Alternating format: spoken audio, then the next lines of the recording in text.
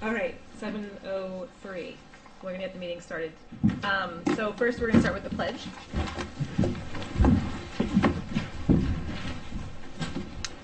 I pledge allegiance to the flag of the United States of America and to the republic for which it stands, one nation, under God, indivisible, with liberty and justice for all.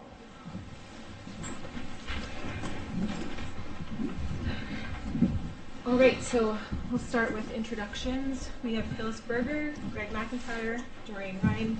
I'm Kristen Chantrell, Don Finster, Ryan Williams, Len Salter, Gary Gashel, and Sue Spang with us. We have Ann from our Board of Selectmen. All right, so we're going to start with not the election of officers. Sure. It's okay. Is there enough?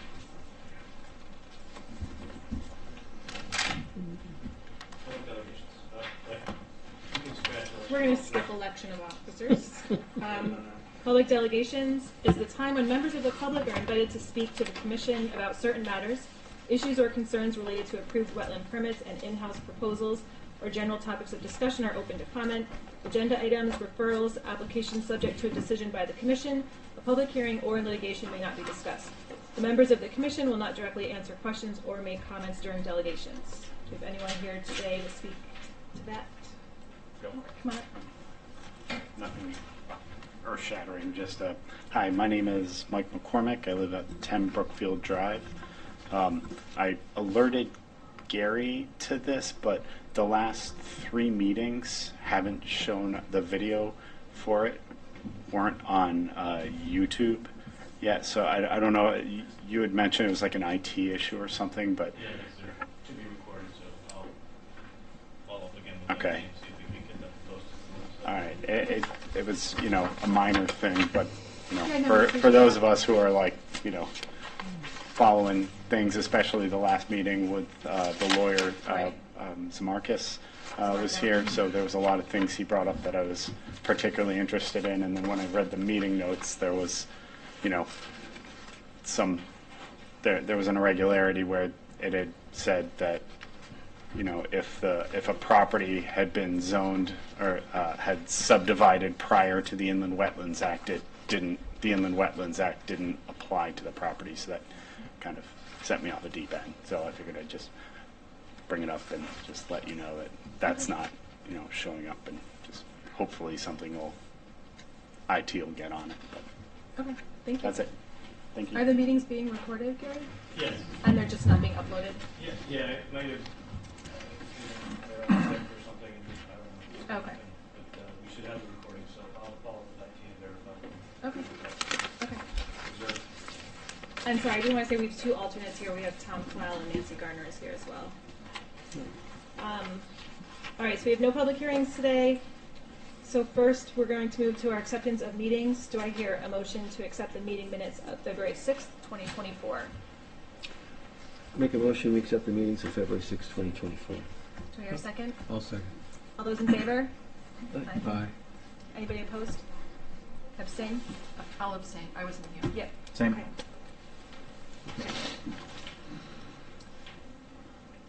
Ex officio report.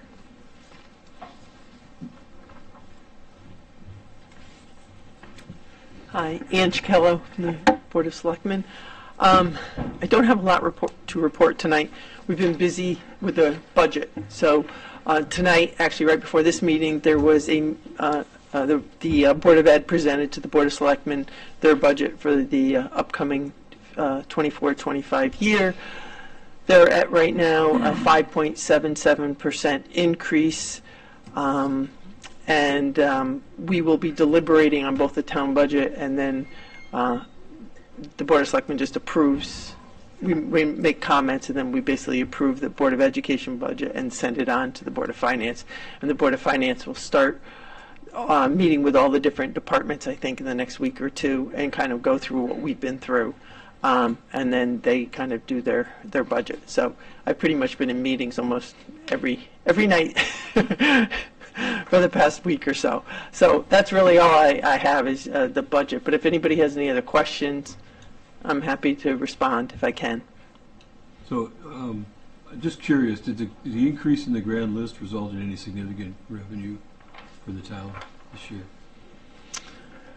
They haven't really, there was an increase from last year, but I don't know exactly what it is. We're still trying to figure out all the numbers because everything is, the taxes are just coming in now and they're trying to figure out everything. It usually takes a while for the director of finance to figure it all out. So. Any other questions? Anything else? No?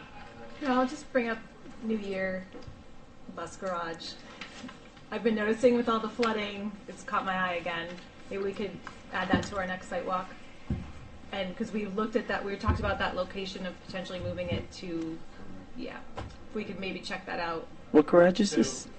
The bus garage Across from the middle school. or parking area. Yeah. Under the previous administration, I had brought it up to Kevin, had a brief conversation with Jeff Newton and Kevin at kind of the same time, and they were both open to further discussion. So the idea, Crystal was saying, its location relative to the pond that's there isn't the best. It's a rough plot. I think that initially it was supposed to be a temporary. It was supposed to be temporary. And I actually They're not even contacted. gated.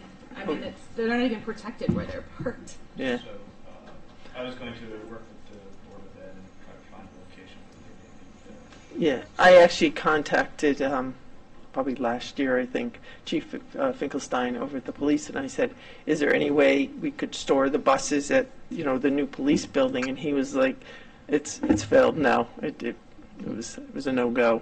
But yeah, it is a problem, and I drive by there every day, and I'm like, "Oh, geez, And it's cleaned just every time you drive. exactly." So, but yeah, I guess we need to kind of open that conversation up. I did discuss briefly with Bill Scheer, Deputy Director of Public Works, maybe taking a look at the existing lot and saying, can it be improved to improve the drainage so that we can ensure that we're protecting the water resource that's there at a minimum. So his comment was maybe just re-graveling it, putting in stone, analyze it. Yeah. But we have a location in mind that we kind of wanted to check out Oh, really? as a Oh, group. good. So, yeah, we can pursue that. Yeah. I don't know the exact location, but It's the Transfer station? yeah, Yeah.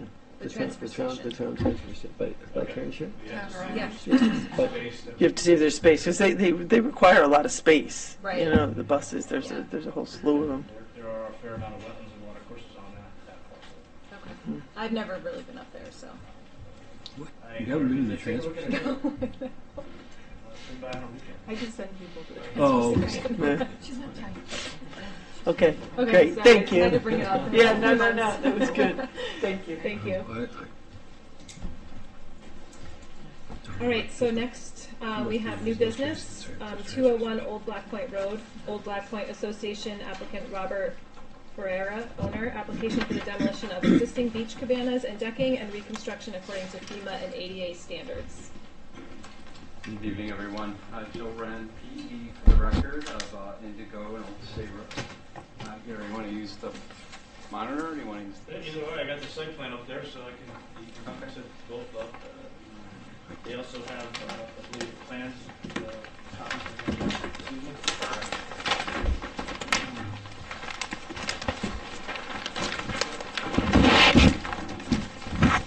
Whatever's easiest for your eye. I guess let's see three places. So what is being proposed, if you're all familiar with this Old Black Point, we all know where that is. There's an association, southernmost tip of the point.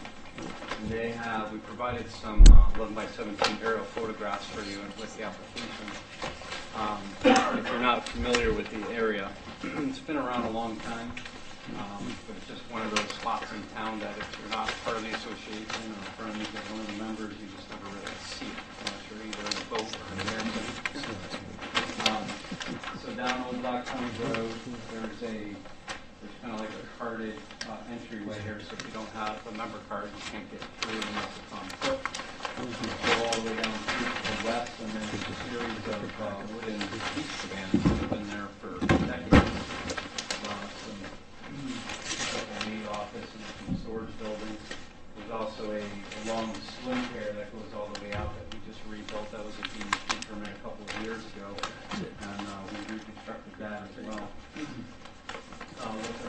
proposing to do is to demolish the existing cabanas as shown on the plan. So all the yellow shaded areas will be removed, and then rebuild it a little bit further back from the beach, further back from Long Island Sound, but also elevate it for FEMA, so that it's a FEMA compliant structure. The current one sits low to the ground and is not FEMA compliant, so a big storm could easily come in and do some severe damage to it. So it would be FEMA compliant, and then at the same time they would make it ADA compliant. The current one is not ADA compliant. They would put in ADA compliant ramps and landings, so from the parking area, a handicapped person can get up there per code to the top deck. If they have a key card. Excuse me? If they have a key card. Correct. Well, that gets them in the door. And then over here, once they're in, they can access the cabana area. There are some play areas and swing areas that at a pretty good high tide, have water all around them. So those are being also moved up to higher ground in this area. And at the same time, there's a couple of changing rooms, there's some bathrooms with sinks, so there is plumbing. There's currently a septic system in this area. We're upgrading that to a current code compliance system. We're installing that at this location. All of the activity for the cabana itself and the septic is outside of a 100-foot radius from the inland wetland. And then, of course, we have the 300-foot upland review area, which encompasses all of the cabana area and the septic area itself. The wetlands on this side are relatively interesting. To the, south of the road, these are inland wetlands. Just to the north of the road, there's a patch of inland wetland here, too. And if you look closely on the plan, you'll see a transition from inland wetland flags to tidal wetland flags based on elevation, how far the saline water makes it up. So somewhere approximately where that flood zone line is, there's a transition between inland and tidal wetland. So all of that inland wetland, the buffers, 100 to 300 feet are shown. Within this area right here, the driveway, if you look closely, you'll see part of the driveway gets below elevation 3, and even at a good tide, floods water over the road. So between walking through it and driving through it, it's a nuisance. So what we're proposing to do is just raise the low point a foot. They would like to go 2 or 3 feet, but that would entail making the road wider and filling wetlands, and we didn't want to do that. So within the current footprint, it's raised at maximum of 1 foot, feather back into nothing on the ends, and just fill in that low point just 1 foot, so the majority of the tides stay off of the road. There's about 100 cubic yards of fill that's needed to do that. There's no additional clearing, no wetland filling or anything. It's just it's a gravel and milling roadway, so we're not putting a hard surface down. It will remain kind of as is, as a pavement milling surface. What else did I want to mention? Oh, this green area here, the pavement or the millings, or whatever you would like to call it, they extend within 25 feet of tidal wetlands. And even though your board doesn't regulate tidal wetlands, a portion of it is within the 300 feet from the inland wetland. What we're doing there is zoning's buffer from tidal wetlands is 25 feet. So we're returning that 25-foot buffer back to vegetation. We're removing the asphalt, reducing the impervious area, and then planting that with several native species along that edge. To improve water quality, improve the buffer in that area. That way, this entire piece has more than a 25-foot buffer to tidal. Of course, once we get down where the driveway is, it gets thinner. There's nothing we can really do in that location. So that's everything in a nutshell. We did provide the architectural plans, so you can see in section and plan view. I printed those out. Maybe Gary could bring those up. So that's it in section view. You can see the red line. The red dash line there is the last one here. There, you can see that red dash line there. That's the base flood elevation, and then the design flood elevation, which is a foot higher than that, is right, there's a blue line hard to see, but it's right at the bottom of the structure. So the town adds a foot to the FEMA elevation. So the FEMA elevation is, on this screen, it's orange. And then the added 1 foot of freeboard is the blue line, and that goes up to the bottom of the structure, which meets FEMA regulations. Right now, all of that basically sits on the ground. It's not elevated. And then there was a plan view too, isn't there? Is there a plan view? Architectural plan? Just out of curiosity, what is the maximum elevation, like where the driveway comes into your structure? Not, This portion. no, I of can the see, driveway, we're I can adding see the driveway starts at like 8 feet, 7, 6, 5, 4, 3. Then it goes back up to 4. Does it get any higher than that out on the end there? There's 4 and 5 back here, and I think it even gets up to 6 in that extreme, like western corner over here. So it's 6, 5, and then back to 4, pretty flat through here, and we have the low point that's less than 3, and then back up to about 8. So there's been no discussion of raising any of this. Really not necessary. It doesn't flood frequently. It's just this low point where it just gets down below elevation 3. So up on the screen now is the plan view of what the cabanas would look like. Dining tables and sitting tables and a bench out on the water side. The lifeguard pavilion, the dark gray on the left, and the maid pavilion, the dark gray on the right. Those are existing structures that kind of remain, and they're being built around. And then behind the dining tables, you have all of the cabanas. They're basically just like 4 foot by 5 foot storage lockers for people to keep their belongings there in a locked space. And then there are changing rooms and bathrooms and grilling areas and so forth. So it's a very interesting spot. It's a beautiful spot for sure. They're just being proactive in reconstructing everything up to above FEMA standards. Is this area service sewer or septic? It's septic. I had mentioned before there's an existing septic system in this area, and we're replacing that with a code compliant system. And are they going to be bringing in sand for the beach? There's no proposal to replenish it. There's plenty of sand there. There's no proposal to bring in any sand. And really bringing any earthen barrels at all. We need about 100 yards, which is about 5 or 6 triaxles in this area to fill that low point, and no other fill. This is all going to be constructed up on pylons. It's in a B zone. It has to be clear and open other than the pylons under the structure. So that will be up, and there'll be a ramp and stairways to access it. So is the roadway, is that impervious? The roadway's kind of paved, broken asphalt, millings. It's hard to tell exactly what it is. Being this area, as we raise it, we'll just probably put millings back on there. No, 3 inches of asphalt. What about the areas between those little cute cabanas? Are those going to be something like pavers? The cabanas are up on a wooden deck. Oh, okay. So there's an elevated wooden deck, and then the cabanas are on the wooden deck. are you moving from the existing septic from one side to the other? We're shifting it from this location where it currently is down to this location.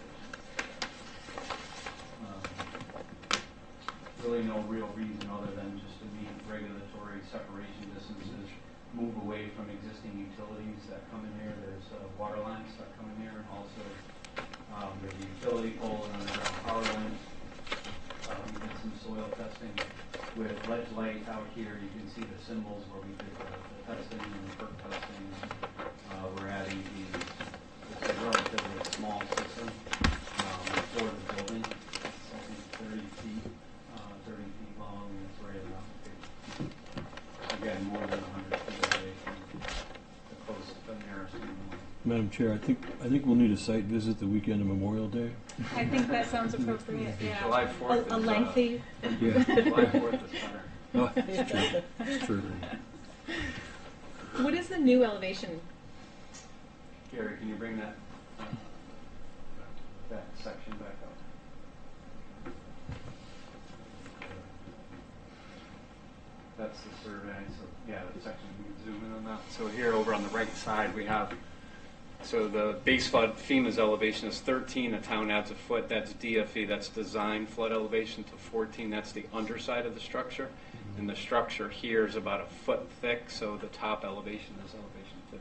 So like 15 feet off the beach or off the water level? 15 feet elevation, so the sand underneath the structure is around 7, so it'll be about 8 feet off the ground. That's You can see it says the low deck are about 7, that's about the grade now. A little higher on one end, and then to 15, so it's about 8 feet.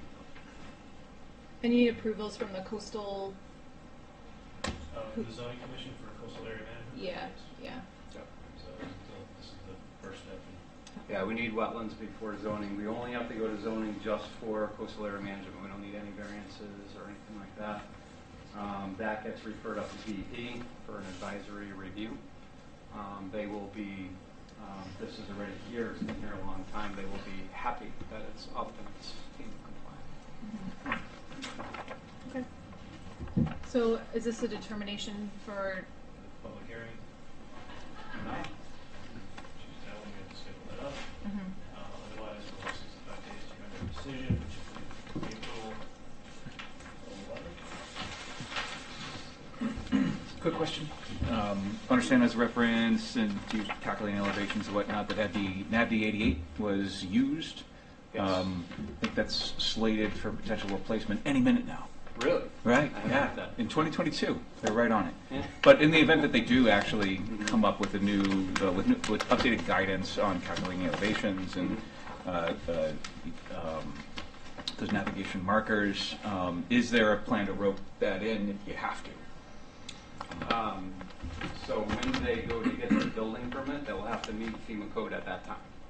So if it does change, say if they add a foot to it, then it's going to have to go up another foot.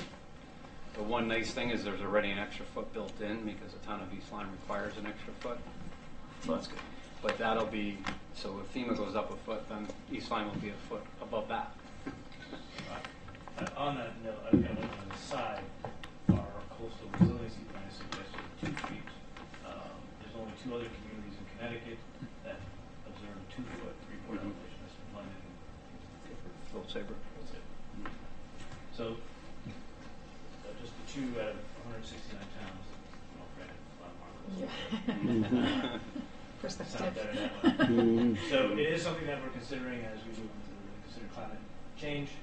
I don't know if that would make a whole lot of difference here or not, but I haven't heard that about NAVD. I know they last changed it after 2 storms in 2013. They updated it to NAVD 88. But 88 is now 35 years ago. So. the big question here is if the town were to require a 2-foot, 3-foot elevation, what does that do in terms of cost of construction? Would we actually see projects move forward to become more conforming? Yeah, if they get a building permit, say if this was approved by May and they get their building permit in June, then that would hold. They could go underneath that building permit. If the FEMA code or elevation code changed before then they would have to go to that. It wouldn't really affect anything related to inland wetlands. It would just be higher.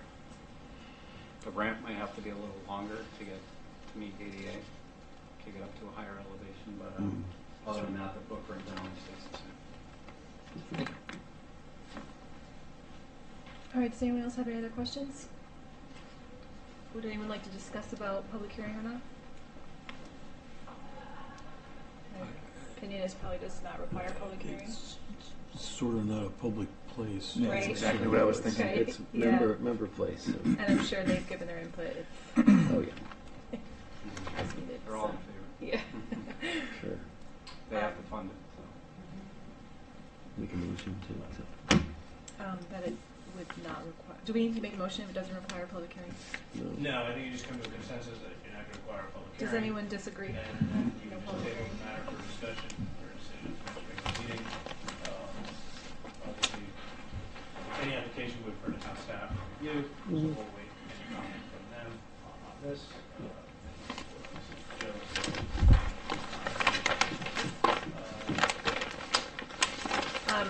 I mean, should we site walk it? Do our due diligence? At least walk down the driveway? certainly can. It's again, I don't quiet think this time of year, you can probably just see it from the road, for the most part, but what we need to really look at is the portion of just the road there, yeah.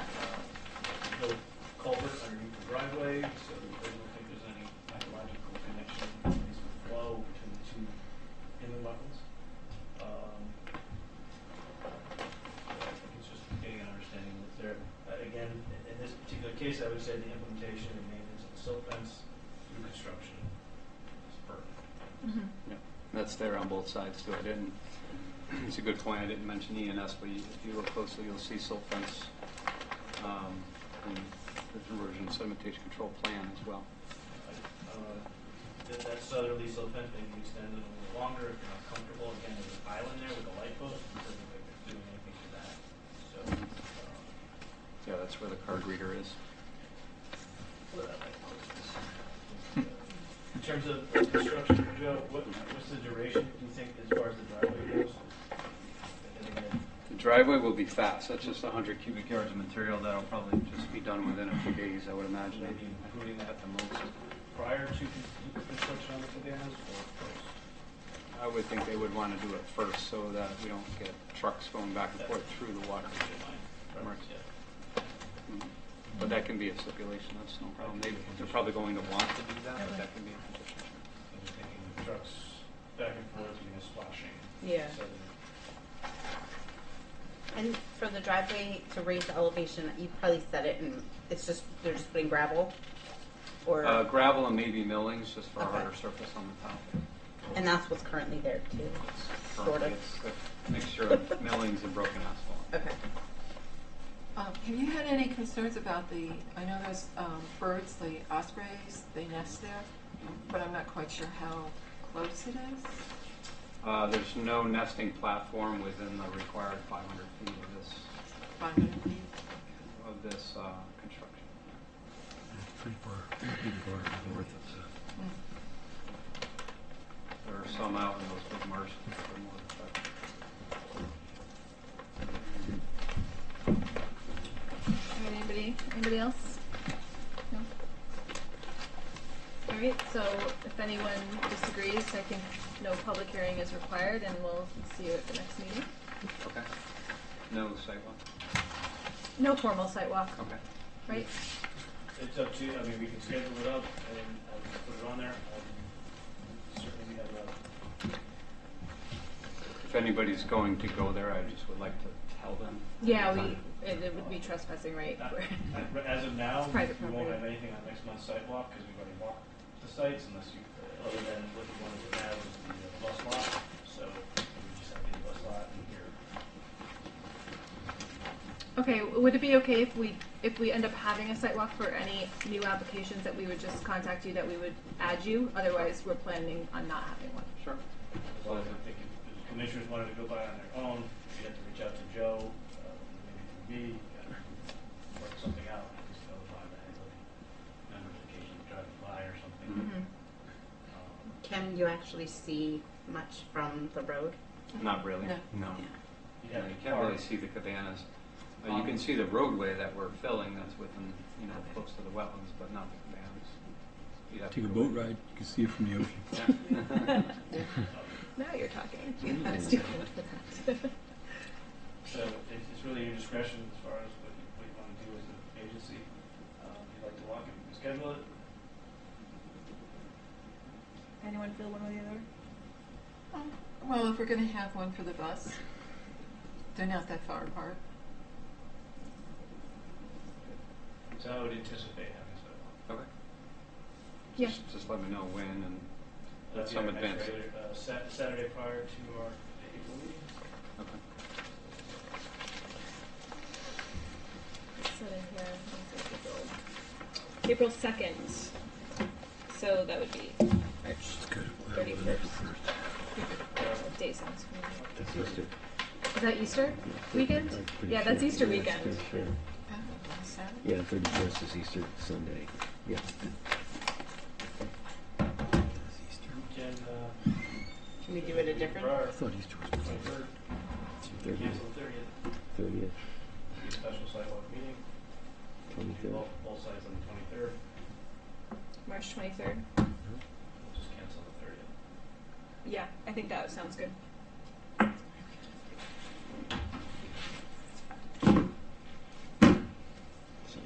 We don't know the exact time yet, so I know it usually starts at 9, but I'll just tell them morning, before noon, sometime before noon. And I don't think we need a whole bunch of people there. I think we can just walk it. It's pretty self-explanatory. I kind of just want to walk down the driveway. I don't need to require a whole bunch of people to meet us. Yeah.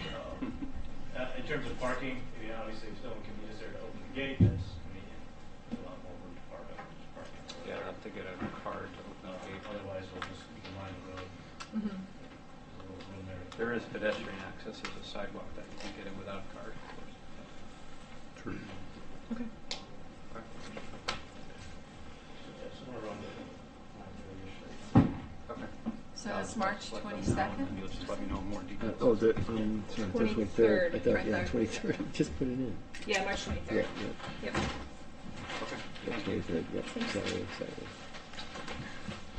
All right, so our next new business is 7 Bramblebush Drive. Hugo Marchetsky, applicant and owner, application for determination of permanent non-regulated activity to construct a shed. So this gentleman came into the office, here, but indicated that he wanted to request a determination whether or not he would get a permit for his shed. There's no charge, there's no fee. He's a little limited here, but you can see I helped him. I scaled out roughly, approximately where I thought the 300-foot upland review area ended, and you can see it's this little arrow here and this line that kind of runs through his house. That's the 300 foot, That would be 300 feet. and the wetlands is to the left. The east, sorry, the west. Yep, okay. And then you can also see here that this is the building setback from the red line is the property line. And so this is about a 10-foot strip in which he could place a shed without getting a permit. So his question to you is, would I need a permit if I placed my shed anywhere in this area 300 feet away? My answer to him was technically anywhere in this area you need a permit for our regulations. So that's pretty clear. Beyond the 300 feet, no permits required. So Yeah. I would just be looking for the commission to make a motion to determination one way or the other. He's within the 300 foot upland review area, which is our regulations, so That's it. it's an administrative permit, really. Correct. Yeah. Permitted use. It would be Yeah. some permit that Right. we'd have to make application. Yeah. Mm-hmm. So I would just make a motion that that's your determination. If in fact everyone agrees. I don't want to start making exceptions. So I move that the homeowner here be informed that within the 300-foot upland review area, he would have to get a permit. Thank you. Do I hear a second? I'll second that. All those in favor? Right. Aye. Aye. Everybody? Okay, thank you. All right, pending applications. We have Chapman Woods Association, applicant Chapman Woods Road, application to repair hazardous drainage conditions and restore interrupted drainage flow from the roadway stormwater system to a functional, safe condition. For the record, Joe Wren, professional engineer of Indigo and Old Saybrook. This one, I don't think we have to go in much detail. We were here last month. We had our site walk. I don't think there were really too many remaining questions. So unless you have any further questions, there's really nothing more I have to add. Leonard, do you have any questions? I love the sidewalk. Did you go to sidewalk? I wasn't here. Yeah, we did extensively go over this. So this We is did right see here, it. same stuff. Leonard, if you have It's any all questions, though, water, please. Yeah, so We could have very possibly forgotten something. They've been answered. We're good. That you very importantly. storm drains on either side of the That's street, and the exit is underneath because it got buried. Was there anything, I was not able to go to the sidewalk, am I allowed to ask the other, like, Yeah, we can what, discuss. okay, Mhm. was there anything important discussed or No, noted, or, it's- like, I mean, from the, you provided pictures last time, so I felt like you could really see what was going on. Yeah. Yeah, if those conditions existed, Yeah. that was depicted in the pictures, so I think that was accurate representation. Obviously, removal of the materials can allow the one pipe that's clogged to continue to begin flowing again. So I mean, I think it's a benefit to the water course and the water course downstream.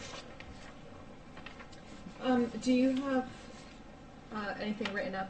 I do not, but I think as proposed, the scope of work and the construction sequence and schedule are on par with what we require for flow. So I think it was an overall comprehensive plan. So as long as they follow the plan, Yeah. Okay. I'm satisfied. Don't necessarily know that any special conditions or modifications. Anne has a question. Yeah, it's for you, Gary. Oh, yes. One of the unseated alternates wanted to make a comment, and I wasn't quite sure. I think they can, right? Because Yeah. they might eventually become seated. So I thought that was the. Yep. Yes. I think it's Yep. Mr. Kalal. When you tell me. So you can invite our alternates to speak. Obviously, they're not voting at this time. Oh, okay. But they can participate in the conversation. Okay. All right. Tom, yes, please participate. I just wondered if there were any plans for stormwater detention to slow that water down. I mean, it is polluted water combined with brook water, crosses the road, goes right into the aquifer. And anything to protect our drinking water would be good. So why do you think it's polluted water? It's coming off the pavement, it's got, oils and salts and sand in it. We already have a salt, elevated salt in our drinking water now. If I may respond. No plans for any detention here. There's a clogged stormwater pipe, and the water backs up and freezes on the roadway. So it's just to remove a pile of accumulated riprap and sediment from a number of years that's not allowing that pipe to free flow like it was originally designed and constructed back in the 90s when Chapman Woods was constructed. So that's just to open up that channel. Now, just downstream in here, behind the new car wash, there's a nicely designed. Once that gets stabilized, that'll be working once there's some detention and water quality. Okay. So it is online. It captures this water. Yeah. In addition to the site itself, otherwise known as Soapy Noble. So there is some water quality renovation now happening as a result of Soapy Noble's construction, which we didn't have prior for this flow. And they're actually capturing this flow, which Yeah. is When did kind of that- it, when- right? When did that happen? I thought that flow was just go straight down the street and into the creek. It was When they did the Soapy But they Noble. say- They picked it up, put it all in a pipe, Yeah. and then that discharges at the end. Instead of discharging, we now have like 25 feet of overland flow, but that flow can get renovated before direct discharge into the. Because it was just a channel right into the. Right. At the head wall there that ended. So that's actually, that outlet backs up nearly 25, almost 50 feet before it discharges. And then all Soapy Noble stormwater ends up in their basin. And then there's like there's a small stone wall behind the basin berm, which Phyllis had asked me about. That is actually on the plan and part of it. And so it does act as like just a little attenuator, holds back the water, allows the finer sediments to settle out before continuing on to the river. Gary, the water goes over that Oh, stone really? wall. Yeah. So unprofessional. Correct. So the fact that it overtops, I mean, that's obviously the design there is less than what is actually flowing across the site. So that hay basin, I don't know what else you want to call it, that's going to support both the water from Chapman Woods and the water coming out of the car wash? So, I know this is outside of your application. Yeah. Now. Sorry. No, but it is a good question. I've been wondering One the thing same I could add, though, we're usually more concerned about water quality and lower flows, like that first inch of runoff. I know we've been getting some massive rainstorms and snow melt and big water, and that area has been tested. I've seen it myself. It hasn't had a chance to really stabilize yet. Obviously, we didn't design that yet. I think once it gets stabilized, I think it'll work better. It's just been getting tested with all these big rainfalls. But with no that's the growth. future, though. I mean, Right. just more rain. Yeah, I don't know more what was unstable used weather. for design standards on that. I'm not sure. It looked like the intent was there for water quality. But it's very messy, very unattractive, unprofessional. I was thinking I could quickly find the site plan for that, so we know that. I think it'll be a little longer to do. That stream has to go through there because there's, like Phil says, there's some pretty big water that moves through there. It can't just be Soapy Noble Right. runoff. It's more than that. Yeah, That goes it through picks there. up this. That's why I had mentioned I it. because believe when they piped it, I think that massive pipe is actually going into the detention basin versus outletting. I think it's the outlet. I had to go back and take a look at it. I just don't recall off the top of my head, so I don't want to speak. Do they have a CO to open? Not yet. They're still under construction. So there's no plans to do anything with behind the basin where all that water is building up and the walls falling apart? They got to finish out their permit. They have still plantings and everything that has to go in. That'll happen probably this spring when it dries out. Currently hold a bond for that. So, There's nothing there before. It was and they still have zoning, all their zoning requirements for planting and landscaping, all of that. So it's still being worked on. I know Mr. Frisbee wants to open quickly, but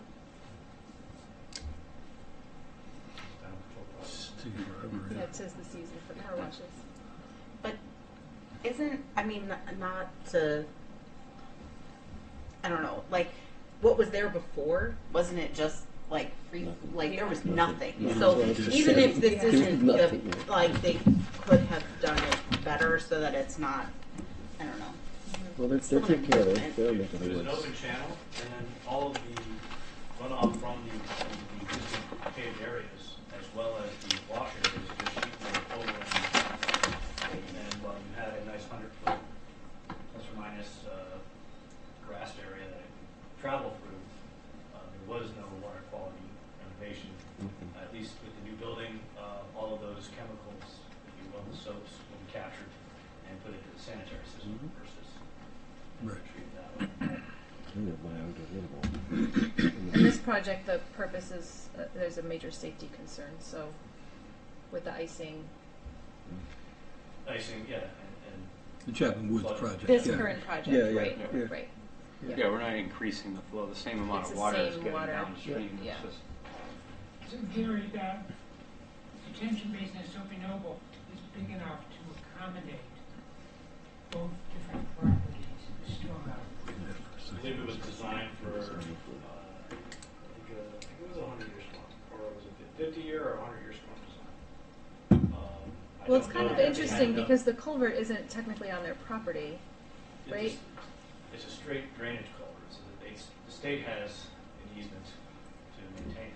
Soapy Noble is maintaining their runoff. They're just upgrading the infrastructure. Mhm. Like, hey, we upgrade the infrastructure, I get the curb cuts and all of the approvals I need, kind of negotiate that way. The state says, hey, we're gonna upgrade this, and because they wanted to have the entrances the way they laid them out, they needed to pipe this water matters. So, before I speak, I can go back and check as to what the basin's rated for, it was designed. How far upstream is it from the well, the first well in our public waters? Not very far, like 100 feet? 200 feet? I would have to say, with respect to Tom's comment, that I don't think we're adding any more pollutants, to use a general term, than we ever were coming out of Chapman Woods. My concern is that the runoff containment that Soapy Noble's put in place, if indeed it's incorporating the runoff from Chapman Hill Farms as well, is not well designed for the volume of water that it's going to see. Because when we had that initial discussion about those retention ponds, it was just about the runoff from the paved areas, primarily of the car wash. yeah. That's what Gary's, I think, checking now. That previous application, not part of this Right, at all. right. A little off on a tangent. Well, would it be a big deal to add a detention basin? I know if I go in for a building permit to make one small thing, the inspector's gonna say, yeah, you can do that, but you gotta upgrade this to fire here. Yeah, we're not doing anything to increase stormwater runoff. We're just restoring the original condition as it was originally designed and constructed. And would it be a big deal to add? It would be a really big deal, especially because it's all wet. It's not, yeah, the site that you have, it would be a really big deal. The, behind Soapy Noble, we could do some things back there. If Chapman Woods was adding like 10 units, then of course we would do. They have plenty of, they have a lot of stormwater basins, like 6 or 7 of them. They have 94 units. They have quite a few basins up there that they maintain pretty regularly. So they manage their stormwater on their site, and what's coming down that stream is just what's, the overflow from all that. So there is some treatment for mitigation of rate of runoff and water quality up within their development itself. To answer the distance, right, it's roughly 1,100 feet or so to the back from the water supply well to back to Soapy. I don't know, that doesn't mean anything to me, but that's okay. 1,100 feet, but so the distance you were asking from the town well Oh, it's okay. to where the site was, yeah. Oh, I roughly- see, all right, that was, okay, now. Plus those are deep wells too, aren't they? I believe so. I don't know. Those are like deep aquifer nodes. But yeah, good question. I mean, we're definitely looking at water flow more closely. And I think that maybe moving forward, we have some Soapy Noble concerns. But as far as this application goes, to really just restore the channel there. Does anyone have any further questions, or would we like to make a motion on this application? I move that we approve the Chapman Farms, whatever it is, Chapman, whoever, Chapman Woods, that we approve their permit request to redefine the channel. I'll second it. All right, all those in favor? Aye. Everybody? Okay, Thank you. thank you.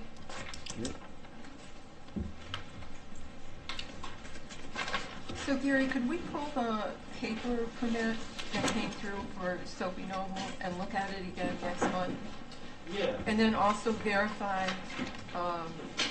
in our approval that the soap being used was stated in there as being environmentally friendly?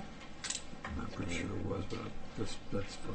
It definitely I remember was. this It definitely discussion. was, yeah. I know we talked about it, but was The it guy actually? stood right there. I think what we stipulated was that the soaps used have no known environmental defects in their safety data sheets. Right, Yeah, but I want to yes. see it in writing. I want to make sure that it's in the... I believe they provided all the safety data sheets requested. No, but as and- far as, yeah, with our Office-wise? approval. They did send us all their SDS sheets. Basically, what I hear Phil saying is you want to make sure they're in compliance with that requirement. Oh, yeah. I would almost go to so far to venture that if we're going to do a sidewalk at Old Black Point, that maybe we should do another sidewalk at Soapy Sure, and see what that's a good really idea. comes out of that. Yeah. Before or after we review what the plan was? If we review and find the plan meets our concerns, and there's no need to do a sidewalk. No, I think we should check it out anyway. Yeah. Before. Gary can bring along the plans, so we can, stand there and look. If it's going to be on the agenda, we'll just forward the plans and make them available on the web. Okay. Hard copy. It's definitely accessible property, so, Did you get to this? yeah. Okay. Not easy to get to. All right, so next on the agenda, we have 50 Gurley Road, James Bernardo, LS, applicant Douglas Hoagland, owner. Application to construct a single-family dwelling and associated appurtenances within 300 feet of an inland wetlands and watercourse. Hi, I'm Jim Bernardo. I'm a surveyor here in Connecticut as well as Rhode Island. First of all, I want to apologize that I missed you on your site walk. I was actually parked down here, and the neighbor who lives down here in the cottage pulled in and asked me what I was doing there, and I told him I was meeting the commission for a site walk, and he said, would you mind showing me what's going on?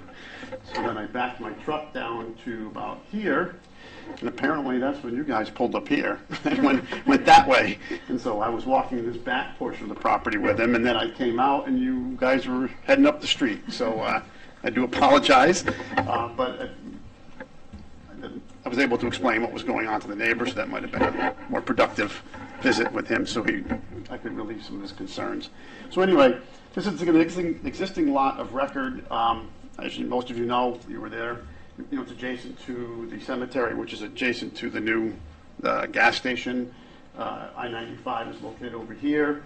Gurley Road, this is the end of the Gurley Road paved portion, but the town right away, at one point, Gurley Road continued before 95 came through, so this is all part of the town's right away here.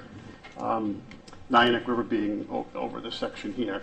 So we've had the wetlands delineated by Joe Thoreau. He's a certified soil scientist, and most of the flags I think were probably there. I'm not sure if you saw them delineated here, as well as the drainage associated with runoff from the head wall on 95. So there's an existing driveway that comes up. It swings up and goes over a pipe culvert here, and then swings up to the top of the hill. And this is where the applicant is proposing to build a single-family home at the top of the hill overlooking the cottage and the Nyack River. This lot is going to be served by an on-site well and an on-site septic. We've got legislative approval from them on that for both of those. Fantastic soils there, very sand, lots of sands and gravels. But as you can see, it's really the only place on the lot suitable for building, and that's why we're coming in for an application. Again, with the wetlands here, everything on this lot is within the 300-foot upland review area. The actual portion that we're building on is actually zoned commercial. The center of the brook or the drainage is the delineation line between the town's zoning CA and the R10 zone. So this is actually zoned for commercial, but he's going in for a permit to build a residential house there.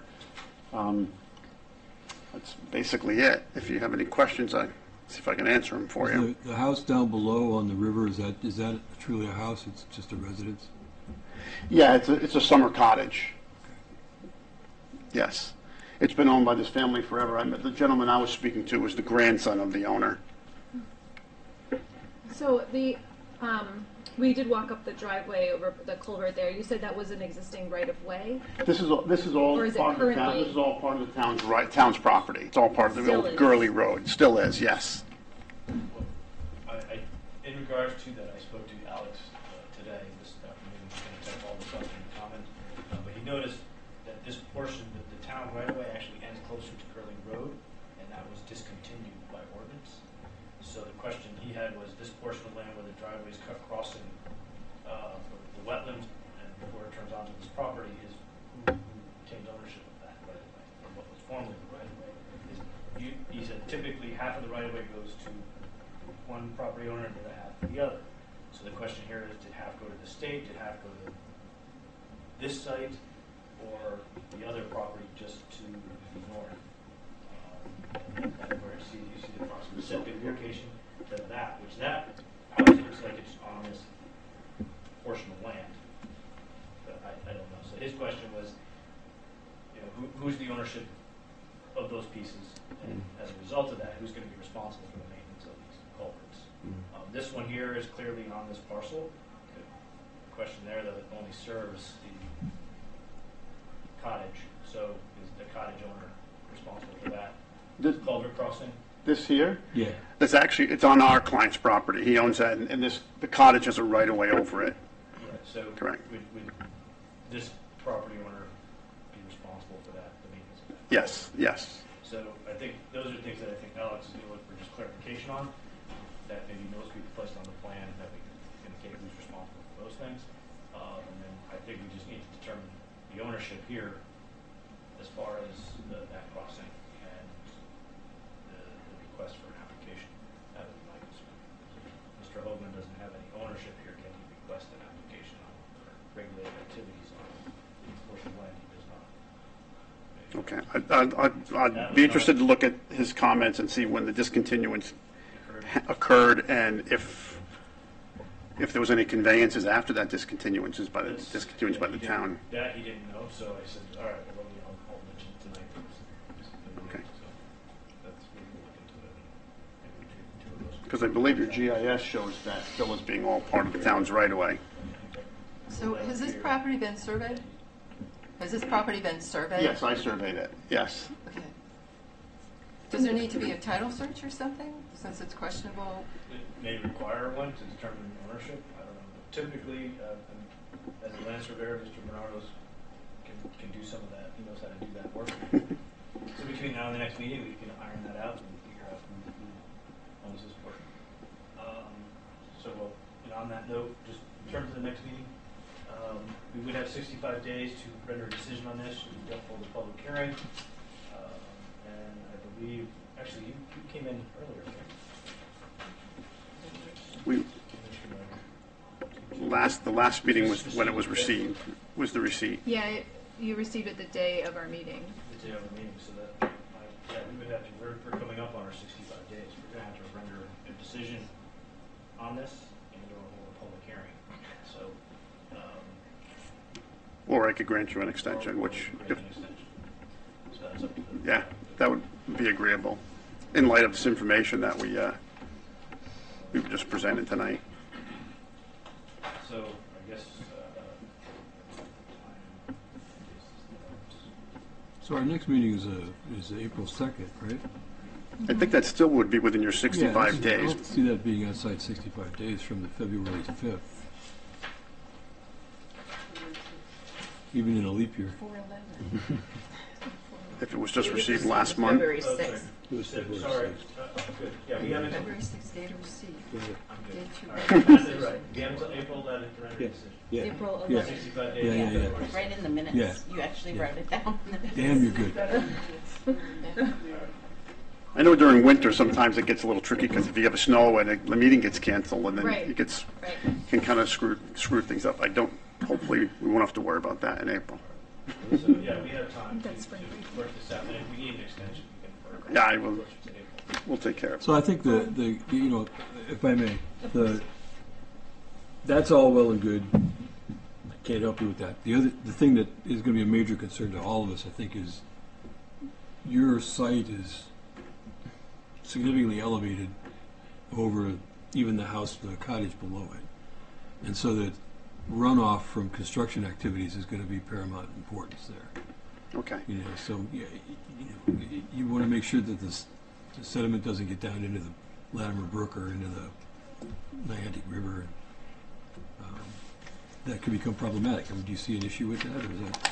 Well, we do have soil erosion. We have silt fence which runs the entire length of the driveway, goes all the way around and sweeps around to the top of the slope by where the cemetery is. Mm-hmm. But again, these soils are extremely gravelly soils and sandy soils. Any runoff, I think, is going to be dissipated by sheet flow through the vegetation and the land that's there. As a matter of fact, we dug a test hole down 8 feet and we hit sand and gravel. And typically, and when we were in our perk test, we had a perk rate of less than 1 minute per inch, which typically requires a increased separation distance from the leaching field because they're concerned about impacts to wells. We've addressed all that with ledge-lite, but if you look at the test hole data, it's amazing sand and gravel. Same thing they've experienced over at the gas station as well. Mm-hmm. So for those of us that aren't familiar with the field, what you're saying is the soil is thirsty. Yes. So extreme. runoff will be minimized. Yeah, it would. Okay. There wouldn't be any significant runoff. It's going to be absorbed into the soil. Yeah. So you mentioned you're going to be using a septic system Yes. where you don't have accessibility to a sewer line? I mean, with a No. gas station there, I thought it would be No, that gas station's on septic as well, interesting. and I believe wells. And it will, yes. Yeah, that's one of the things that held the development up for that. I grew up in the neighborhood, Pancake House, and it was always the Pancake House, because as a truck stop or whatever, was because they had to supply their own water and their own septic. There was talk at one point coming from the other way, coming from Waterford, I believe, and over the Niantic River to supply at least with water, I thought, at one point. Yeah, there were discussions in the past because of Oswegatchie Hills development and whether or not infrastructure would be extended out that way. Obviously, we never got there, so.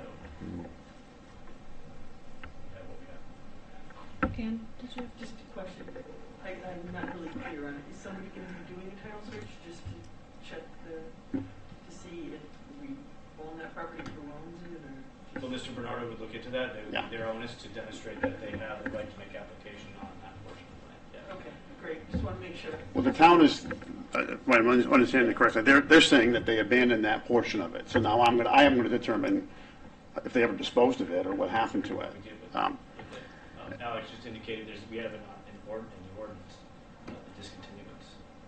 So maybe you can see where we transferred it to anywhere.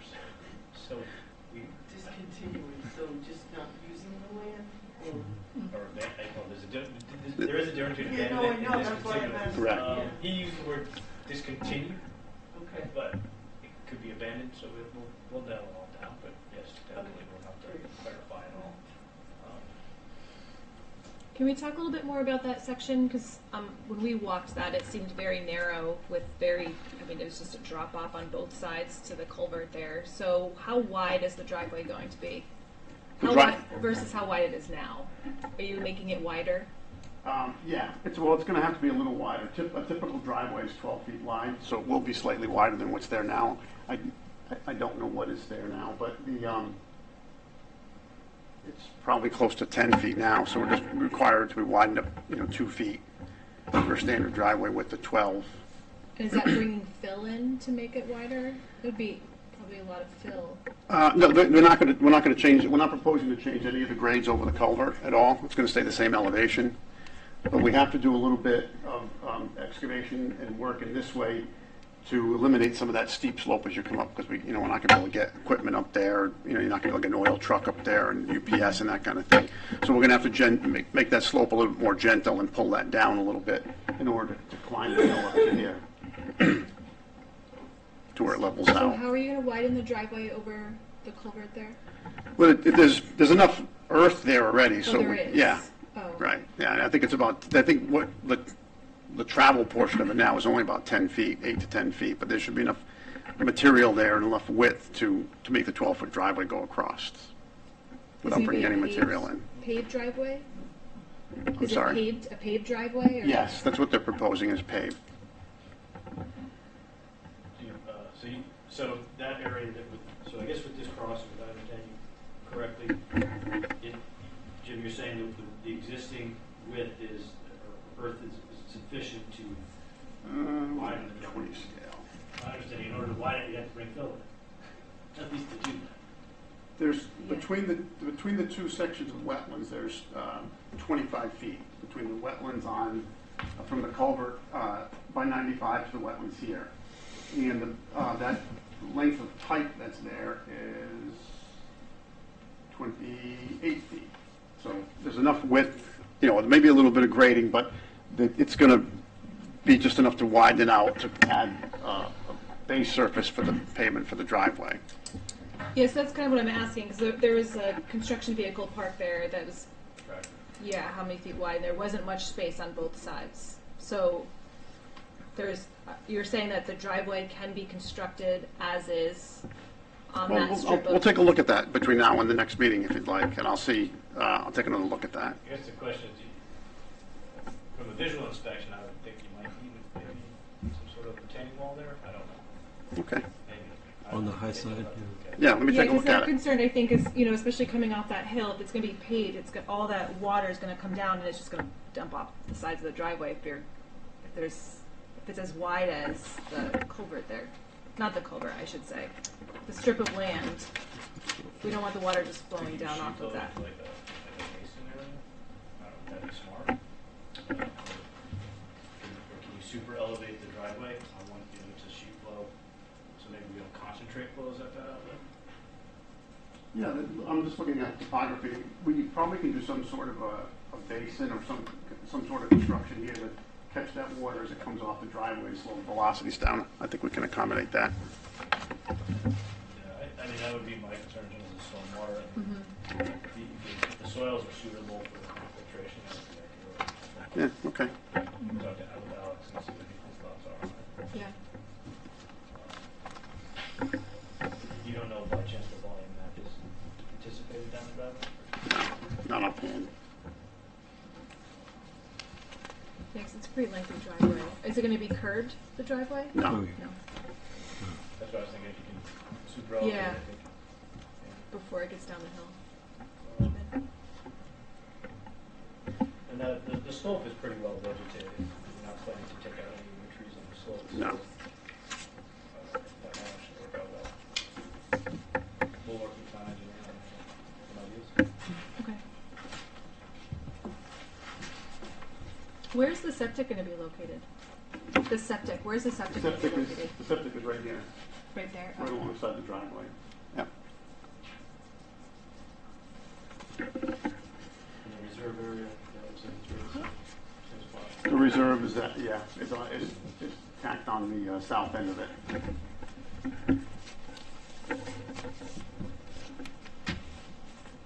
Is there a detail for that outlet on the drawings, or is that kind of just a good breath, scratch that? Yeah, that's it. Just breath. Yep.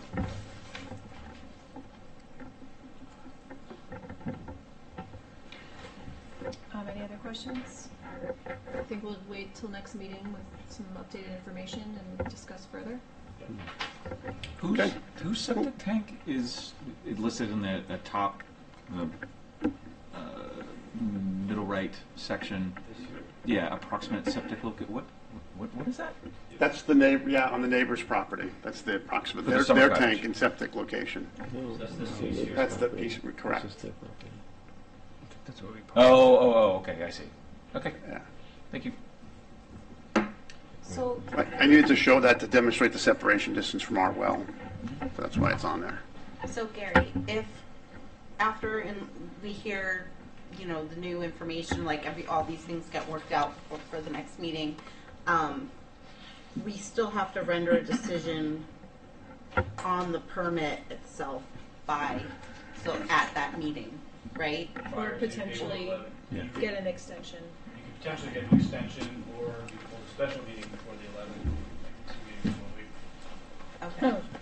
Or So we could- cycle rooms. I mean, so we could be like, oh, after we hear all the new information at the next meeting, and then we could decide, say, we need more time to discuss this. and then go from there. If you need more time, If hopefully we they did. can address all the issues. If there was for some reason an outstanding issue that came up, or they weren't able to, or they were in the process of still getting answers back, they may just willfully say, hey, we'd like an extension to the date on this report, or we're doing something. Okay. There's that potential as well, but I think between now and the next meeting, this is roughly 30 days, hopefully we can at least have the answers we need. If there's an ownership issue, then the applicant can look to try to rectify that. Depending on what that entails, he may say, Mike, we're moving to withdraw the application, straighten that out, reapply, versus looking at a denial because you didn't have the right to make application or something like that. But I think it's clearly a unique property. Yeah. That I mean, when you walk it, it just doesn't look big enough No. to have a house on. But I Yeah. guess it is. So You should have seen the original house. They wanted me to try to shoehorn on that property, and I told them, yeah, it wasn't going to happen. What is the footprint of the house? Yeah, I was just gonna ask that. It always seems so Here with the small. garage. amazingly enough, How many? and you would envision, How many square feet? if you're looking at that, you would think, well, it's going to be like some Frank Lloyd Wright design with half the house is hanging over the side, Yeah. whether it's cantilevered or on Right. posts or whatever. But There's no more good lots left. do you know, Seriously, you ought to see some of the stuff I have to deal with and work with. I should say there's no more easy lots left, I should say. a couple in Oak Grove Beach are pretty easy, I think. Did you have something, Gary? They asked the square footage, it's roughly 2,300 square. That's pretty big. It's Yeah, not bigger bad. than I was expecting. That's taking this porch area and including it. Oh, sorry, the area in front of the porch, if I make that a big square, you get to probably, Did that include the two-car garage, too? includes the garage, but also includes Yeah. an area that shouldn't be included, so it's probably closer to 2,000 Single level. footprint. 2,000 square foot footprint, plus or minus. just for my own interest, what's the, there's an area that goes like this, that's, looks like it's a, I don't know, pathway for some utility or something. Bold line. Yeah, the bold line on the bottom right, that it has a parallel line that goes along with it. No, the solid line, yeah. Right, you just have it right there. Yeah, yeah, right there. That's the property line. Yeah. Okay, what's, is that the setback, the little line above it then? Yes. That's the side yard setback in the CA zone. Oh, okay. Yes. All right. Is that setback different for the CA zone than it was for the R2L?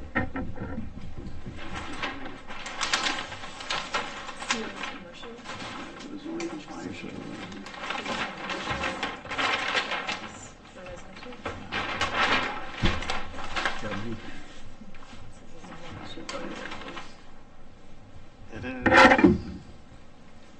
That's a building envelopes. Only it looks like it's 12 feet That's not the building. side yard.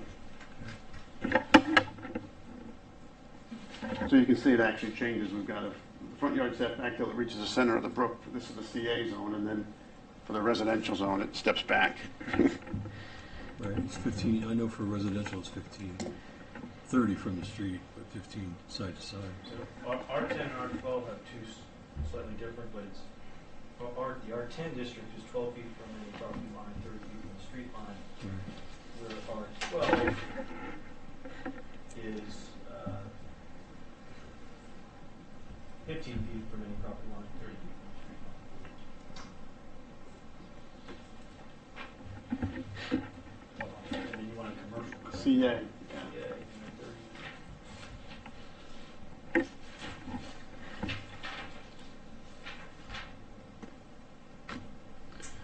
CA is 12 feet from the property line, 20 feet from the street line. Again, and that's if not built on the property in accordance with section 20.8. I should mention too as well, that this, because of the house construction, and in fact it's adjacent to the tidal wetlands, this would require a CAM application as well from zoning. Section 20.8 is a back lot, so you have a slightly different setback. Yeah, so there's at least two places there where you have setback, could have setback concerns if you have to widen, for example, the driveway up the top left there, or if the house construction comes, you know, because the driveway's like right up against it there for a while. Yeah, and then the end of the house is, you know, up against the other. But, you know, this is one of those, as far as I can tell, looking at the ledge light stuff and the plans and everything, this is one of those projects that, as long as everything goes well, it'll be fine, you know, but if one thing goes off, it's all of a sudden, there's gonna be lots of things that are off, and it can be a problem. But that's, I don't do that for a living, so I don't know. Well, in terms of construction, my only other recommendation is maybe a secondary redundancy in terms of silt fencing, maybe a row of hay bales or hay wattle. Although, you know, just as to be redundant in the case that the silt fence fails, that can be placed on the slope several feet behind. The hay wattle can be staked in, so you don't necessarily have to trench it in. You don't have to disturb the slope that way. Yeah, I mean, I believe what you said about the soils. I think that they probably are, quote, thirsty, as Len said. But they're also pretty steep in places. Right. Yeah, I would be concerned with a breach in the silt fence creating a larger erosion concern down the slope, which I think, from my experience with the solar farm, is a good example. With some steep slopes in that water course, the hay wattles do work. They have to be maintained. So as a secondary means of protection there, I think it's probably worth doing. Okay. Okay, I'll make a note of that. Any other questions? All right, well, thank you. So All right, we'll see you next meeting. month. Thank you. Yeah, thank you.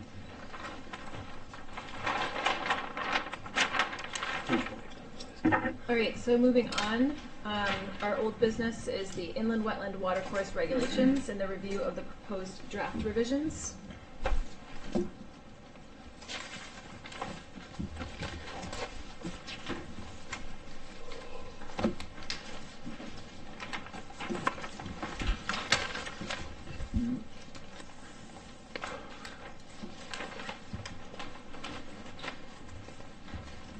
I have some notes. So I guess we'll just go through from the start, and then we can all kind of comment as we have any questions.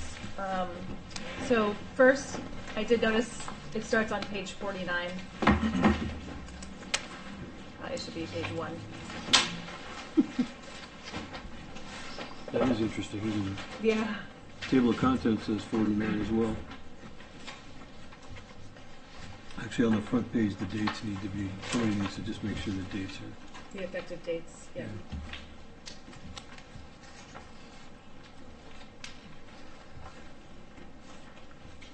Good catch.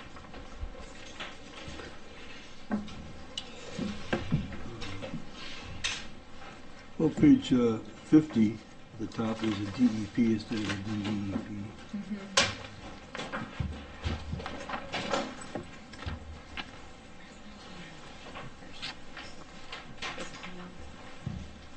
No, I don't. Gary, is there an electronic version of this somewhere? Or was it emailed to us? I forgot. It's right here. It's on this. Oh, it's It's on the. on the website Yep. under inland wetlands and watercourses. Yep. Not like our agency site. Yeah, not the agency one. Go to government maybe. And then inland wetlands. The town hall site or no? Oops. Yeah, the town hall site.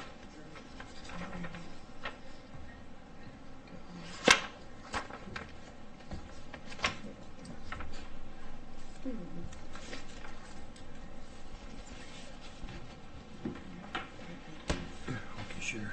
You look at the current regs or the draft? Was it the current? Was it? Was on? Yeah, it was on the website. Yeah. Okay.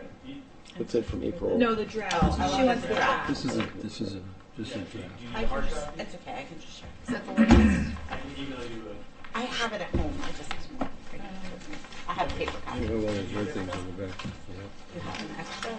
I don't know, this one's dated.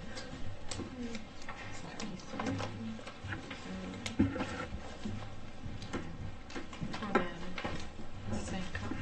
Mm. Open this up. So page 40, So- page 1 should be page 49. Yeah. Page 49 should be page 1. Yes. Yeah. Yeah. Section 1.6, it should be DEEP instead of DEP. Yeah.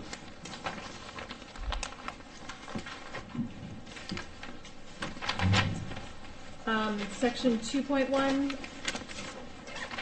So the definition for clear cutting, it says, means the harvest of timber in a fashion which removes all trees down to a 2-inch diameter at breast height, or removal of vegetation in a manner which significantly alters the natural or indigenous character of the regulated area. I think we should delete that and just say of the land, because I think that was defined that way later, but clear cutting isn't specific to a regulated area, so just delete of the regulated area and change that to of the land. Also, just periods throughout for consistency. Like the agency member, there's no period after East Lyme. This is super nitpicky, I know. I see one. Do you see one? A little bit dot. Agency member? Commission member. Oh, agency member. The agency. Oh, I don't see the dot there. I'm looking at the line. Okay. Also, I was wondering if we should define a certified soil scientist, because we mention further in the document about a certified soil scientist, but that's not actually defined anywhere. We define soil scientist. A certified soil scientist. We say that a certain you say soil scientist being any individual duly qualified in accordance with standards set by the federal office of personnel management. Yes. Yeah, you want a definition for certified? Wait, do we have a definition for soil scientist on here? Yes. Yeah. But I would agree Page that, 55. Oh, again, it's specific to Connecticut. yeah, You need to be certified in the state. right, As a soil scientist, right. facility as well, so maybe we should have that. Because we specify it has to be a certified soil scientist, but we don't actually define that it's specific to Connecticut. And, So I don't know if we just change the soil scientist definition to certified soil scientist, and then, I don't think we need both. And keep the soil scientist definition, but then just add, maybe just say, is an individual duly qualified in accordance with the standards of OPM and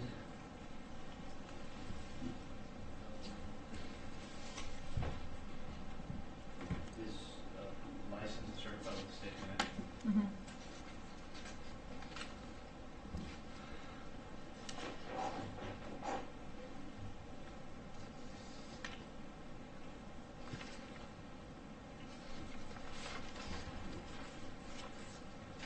all right, and then if anyone has anything to add, just cut me off. Then on the next page, there's, for the definition of intermittent water course, there's a 1, 2, and then I think it's supposed to be a 3, the presence of hydrophytic vegetation, but it's, see how it's kind of tabbed over and not numbered? Under grubbing. I mean, sorry, intermittent water course. Shall be delineated from by permit. We have A, B, and C. Is that what you're Says 1, 2, and 3 No, at the 1, top 2. of 52. Yeah, top of page 52. It's added in red, it's intermittent water course, means those waterways which are characterized by non-persistent flow. And then there's a number 1 and a 2, and then there's a tab over, which I believe is supposed to be number 3.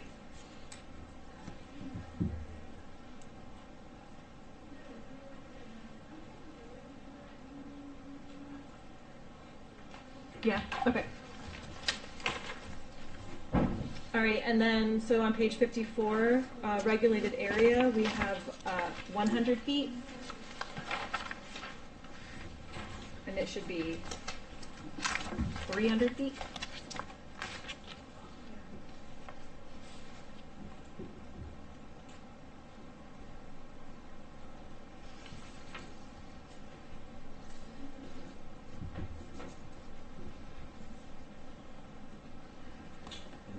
that would be in item 3?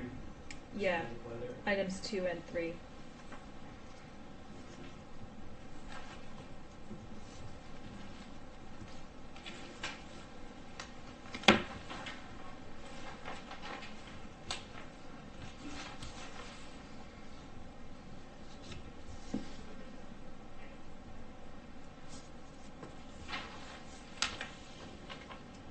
Good.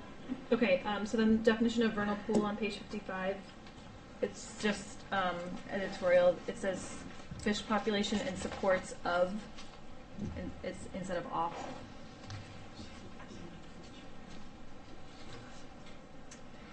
Page 57, section 3.1.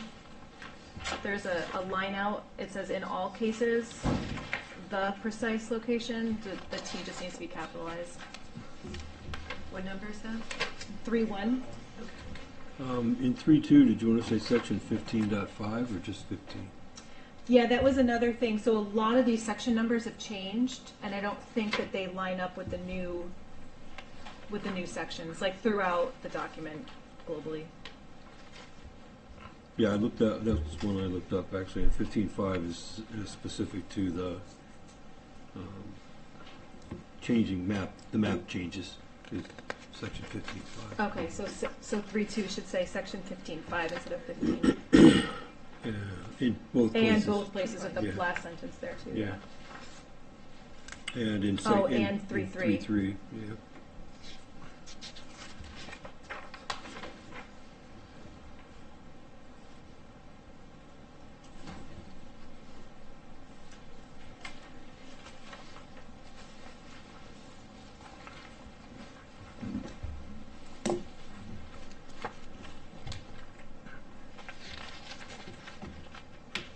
I had a question. So in section 4.1, part B,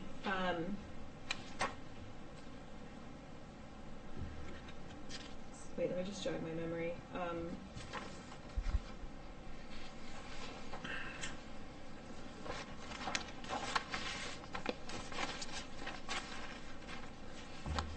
I know something in where it says, like, because under section 4, it was changed A, B, like the letters were changed, but then where D was crossed off, Oh, yeah, it it doesn't says look A. like there's no letter, so that should be E, which then makes the next, on the Oh, next yeah. page, should be F.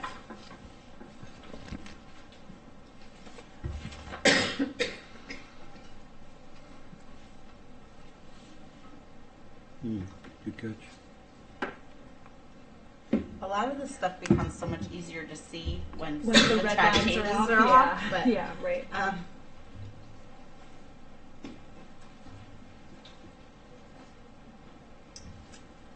Well, these are more just little editorial. Yes, yeah. Edits, so I think with these changes, they should take the track changes off. Yeah, yep.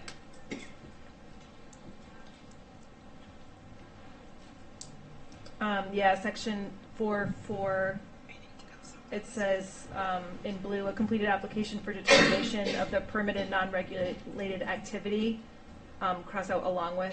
It would be to enable the agency to properly determine, because you cross out sufficient information, so we need to cross out along with.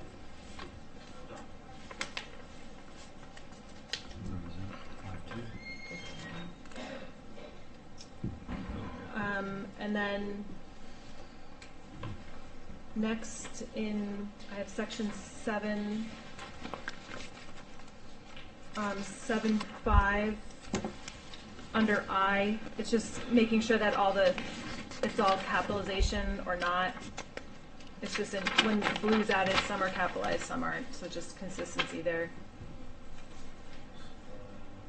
So like IA should be capital T. IB should capital A, because IC is capital K.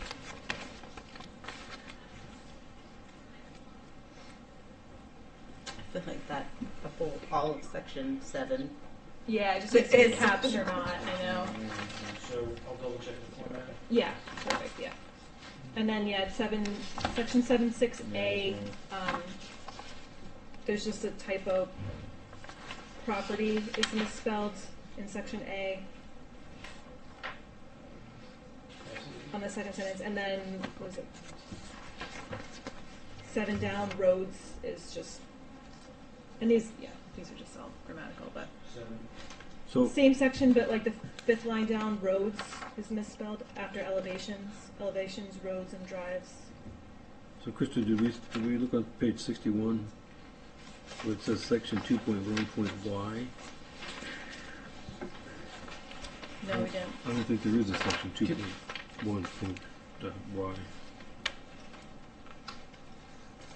Yeah, I think all the sections that are called out just have to be re-verified that it's pointing to the right section.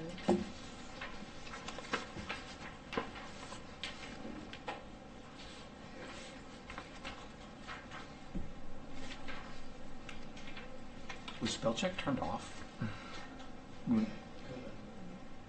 Should it be? Like, couldn't that take care of a lot? Section 7.12. It says 12 copies of application materials. I thought we had talked about just having 7. I don't think we need 12 hard copies. Right, except a lot of paper.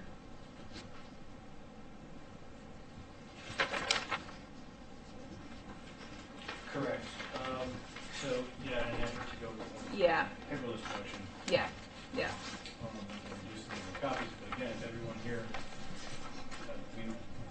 good example is the last application we received, you had yellow packets, it's 11 copies. Yeah. File copies. So if you want hard copies of the site plans, that's the way to do it. For the town, we'd rather not expend its resources printing copies. No, right. So if it's something that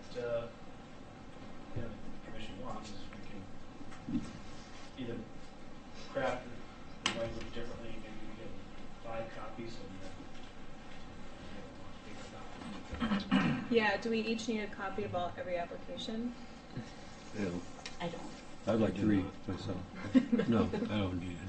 So if that's the direction that this is going to go in the future, people are on devices and have mobile. Yeah, and to just view it less. and continue to Some of use these the website. applications are so much paper. And I frankly, I like using the website as a kind of a repository for it, because in the case of return record, everything's already scanned. Everything's already labeled and tracked. So from that perspective, digital is helpful.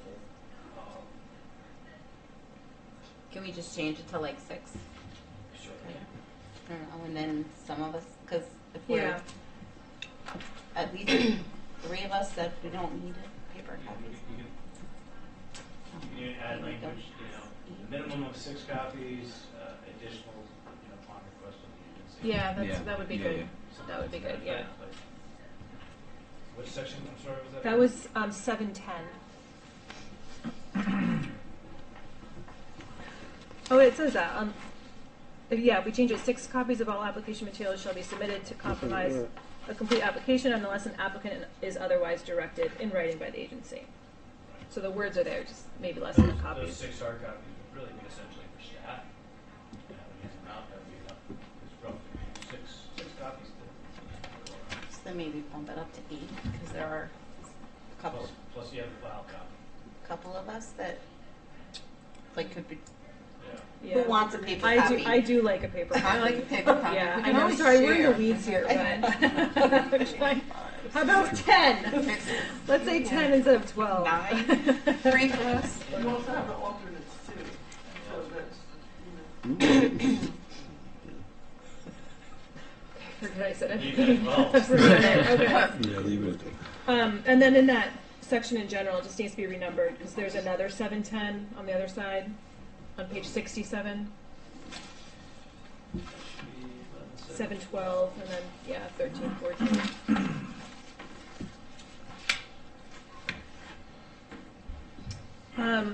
All right, section 9(1).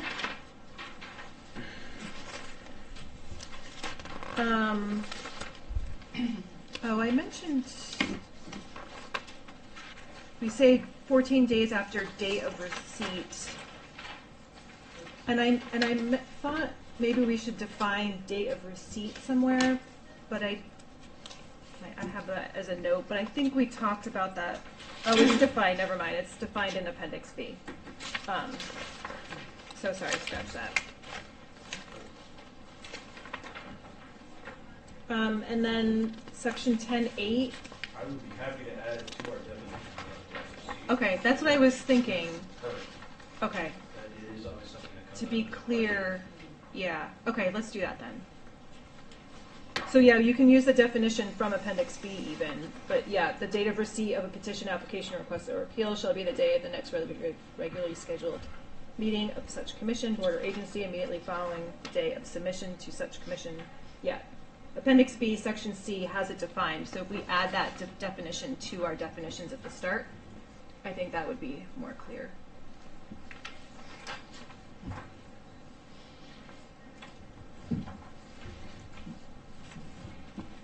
And then, okay, page 75, there's an H at the top, but there's nothing there. So that just needs to be deleted. And then in sections 10(8) and 10, on that same page, 10(8), the red tends to talk to us as the commission, but the rest of the document says the agency. So in that 10(8), just delete commission and change that to agency, just for consistency. Like the third sentence, the commission shall propose. So on 9.1, it shows 14 days, but on this, on the agenda, it shows 15 days. And I'm just reading it. 15 days of receipt, and that shows 14 days of the receipt. Yeah, I just noted that too, and I think it's 15. Yeah, I think it is 15. So I will just note that our current regulations is 14. Okay. So I can do is I'll just verify that it's the statute.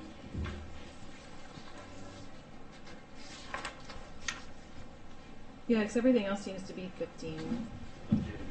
Yeah. Okay.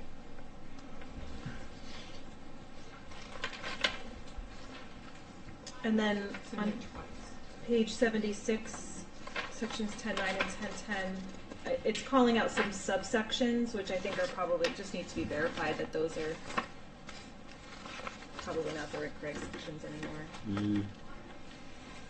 While we're on 10.10, 7.11D, I think it should be 7.11D. Oh yeah, yeah.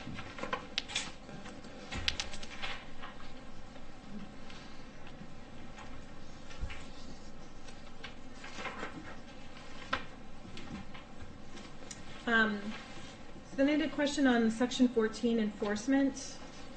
So 14.2 says the agency or its agent may make regular inspections at reasonable hours of all regulated activities for which permits have been issued with the consent of the property owner or the authorized agent of the owner during the life of the permit. What if they don't give consent? I was just thinking that. If they've Maybe the ex officio could, if someone didn't give consent to enter their property, we make out, we have on our application. I think don't sometimes though that they'll give you consent, but they want to know, and then they may want to be there. I think that's how I've seen it before, where it's like, yes, you can come, but I want to know when, and make sure it's reasonable to them. So I think the commission basically has to be flexible with the owner.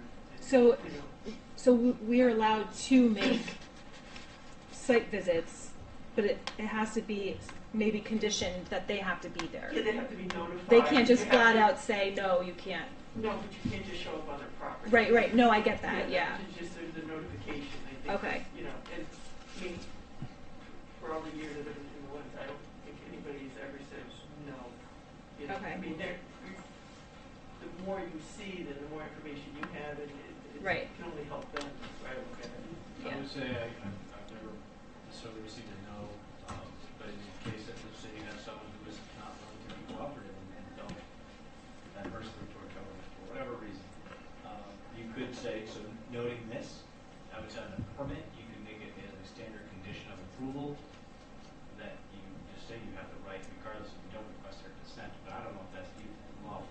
Well, I would think that you would take that into consideration when you're making a decision. If the person didn't let you on the property, that that would not bode well for them.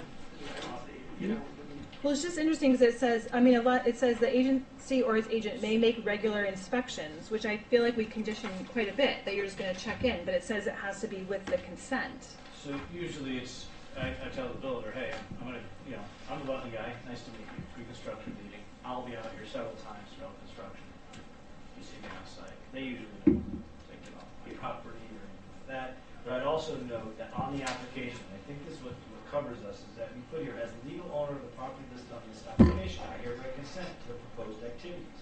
And I hereby authorize the members and its agent of the agency to inspect the subject land at reasonable times during the pendency of the application and for the life of the permit. Okay. So that's covered there. Okay. I just wanted to make sure that someone didn't come in and say, you don't have consent to check out what I'm doing here. You gave me the permit, go away. Yeah, okay.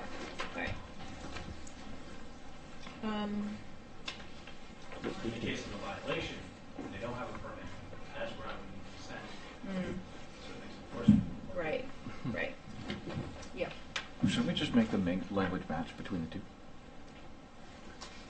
That way there's not the way that this is linguistically set up, we have to ask, and there is no recourse here in section 14.2 if the answer is no. But if the passage that you just read from the... That came off the application. Right. If that is standard practice, either we should make them match or not have kind of Venn diagram overlapping language, one in the application, one in the charter, and remove one.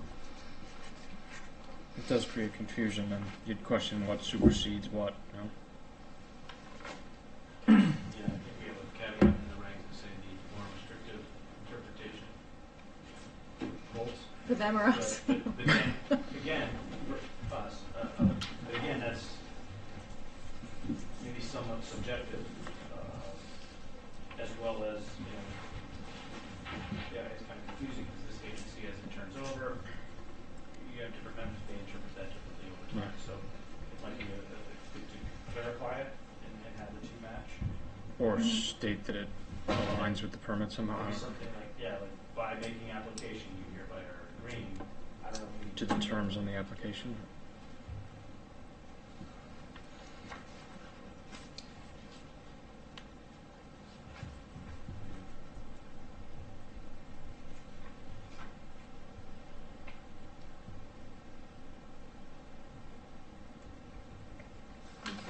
Could we change this to say, that the agency or its agent may make regular inspections at reasonable hours of all regulated activities for which permits have been issued? Like consent is Why don't we just given when, add- like, I would say add by making an application, the applicant hereby agrees the agency or team may make regular inspection of reasonable hours, before permits have been issued. And get rid of consent to the property owner right there. yeah.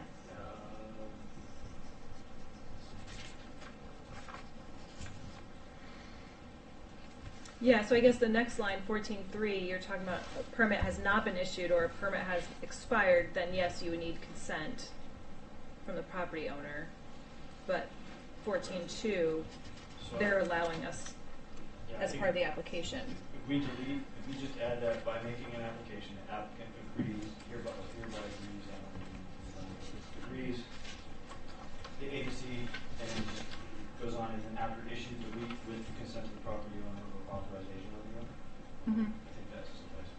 Yep, okay. I like it. Are you gonna put, I guess I'm kind of confused, are you gonna put something that they're notified though? Not saying you can't go on, but I think that there has to be notification of the owner that you're gonna be on the property. So we provided 24 hours notice. Or just reasonable notice, that way then you're covered. That way you're not saying, 24 hours is, maybe it's, Yeah. At reasonable hours and with reasonable notice. And we decide. Yeah, reasonable notice, that way you can just, Saturday night when the bar's closed. Yeah. Black Point Beach Club. Yeah, exactly. We want to check out what's going on. So after that, during the life of the permit, I would just add that provided reasonable notice is provided reasonable notice is provided. I know it's where you just go with it now. To the landowner or the authorized agent. Maybe I can just put that provided word. given, obtain, no, obtain. Yeah, I like notifying. That notice is given. Yeah, notice is given. Reasonable notice is given to the landowner or authorized agent. Okay. And then just a global comment. There's a lot of times where it says like within 10, and then there's parentheses, the number 10, and then 15 and the number 15. Then like in section 15.7, it's a whole bunch of numbers with no number in parentheses. So I don't know, just for consistency. 15.7, yeah, there's a whole bunch of numbers in there. Not more than 15 days, not less than 10 days, but then there's no like parentheses with the number. Parentheses with the number. Yeah, if it's yeah. Anything with statutes or contracts. Section 15.7? Sorry, yeah, section 15, and then, yeah, paragraph Throughout the whole section. 15 said, yeah, pretty much throughout the document. There's just a few places where it doesn't have the number in parentheses after.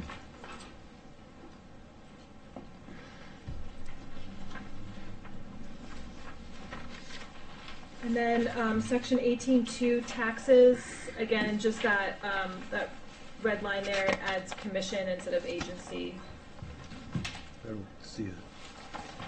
I see an 18.1, I don't see an 18.2. Maybe you have an older version. Oh, do I have an older version? No. No, he does. I do. Oh, you do. Oh, You have an 18.2? yeah. Taxes. must be paid current on the property subject to the inland wetlands application. Do you have that? No, I believe we gotta take that out. Did Okay. you notice that I adjourned the meeting Yeah. last month? I wasn't even here. That was, I guess, I did Straw will Legal check thing. with Attorney Zamarka as it pertained to, I have taxes paid prior to subdivision applications, land use applications, like a building permit, and he said it's nowhere in the statutes can we do that. That would have to be passed by ordinance, so Michelle Williams had, just before she left her term, and sent a letter off to the selectmen indicating the same, and that this might be something that we want to consider passing on. Okay. Can you legally do that? Force somebody to pay their taxes before the application is? Before they get a building permit, we can. Yeah? So that's statutory, that is given, we have enabling legislation that provides for that, but we don't have it for subdivisions, zoning permits, and whatnot. So, Thought it was wrong, I have a newer version. Okay. And Tom unfortunately left. He had showed me something on his phone. I'm not sure exactly where it came from, where it said that the but the agenda cannot be updated within 72 hours of the meeting. I think I thought it was 24, but you can amend it. I thought it was 24 Yeah, as well. looked up something, but I don't know if that was actually part Applicable of the, to ours. Yeah, I think it was something. That's not in here anywhere, is it? I spoke to him about it. Okay. I saw it 24 hours. That's what I thought was 24. Yeah. So technically, if these applications you received today, we can't amend the agenda because it hasn't been 24 hours. I don't think I like that rule. Right? It says 3/5 and it says date of receipt. Oh wait, it's today's meeting, not necessarily Right. when you updated the agenda. I'm sorry, I'm not sure I The followed. amended agenda, I just looked it up, was submitted March 4th at like 4:52 p.m. Okay, so that was within 24 hours Yeah. of our 7 o'clock meeting. Yeah. I see. Okay. So if it is after that, then it has to Okay. be 24 hours. You have to give people that notice. Got it. And I Okay. would note that 24 hours is not in our regulations, but in our bylaws. Okay. Yeah. So if we receive like if you get a permit that day, but we can't, an application, sorry, not a permit, an application that the day of our meeting, does that still Counts as the day. counts as the date of receipt, even though we can't add Correct. it to the agenda, we have to wait? You can add it to the agenda with a 2/3 vote of the commission Right. for Okay. discussion. Okay. So, yeah, we have to technically accept it. If they can't make a motion on that, then right? If the person, I know if they add it, because then the other people may not have the sufficient notice. Okay. Well, they wouldn't be able to make a decision because you'd still have the 14-day appeal period in which they can petition for a public hearing. Okay. So that's going to prevent the agency from making a decision, but they would have to accept it and start the clock ticking. And we've obviously tabled it because you want staff review, you're going to determine whether or not, it would just really open the door and determine if one of the applications needs a public hearing or not. And I think maybe getting some clarification on, I still even have to listen to Attorney Zamarka, foggy on, the whole idea of, is my application, if I require a public hearing, is my application complete until I have that public hearing? Right. So if the agency is looking at an application trying to determine whether it needs a public hearing, well, first they're going to say, well, is the application complete? Well, I have all the paperwork here to make the determination whether or not it needs a public hearing. That's a little bit of semantic there, but. Yeah, no, that's a good point too, because if we determine it needs a public hearing, would that be part of the application? It becomes, right, part of the application process, so it's, all the information that's submitted during that time becomes exhibit items, edits, right? So, whereas if you don't decide it needs a public hearing, you're basically saying, yep, we have all the information here to make a decision, we'll review it, and like tonight we had some conversation, he'll go back, he'll make some modifications, he'll come back and say, this is what I've addressed, and you should be able to make a decision based on that. But you may not. Yeah. Okay.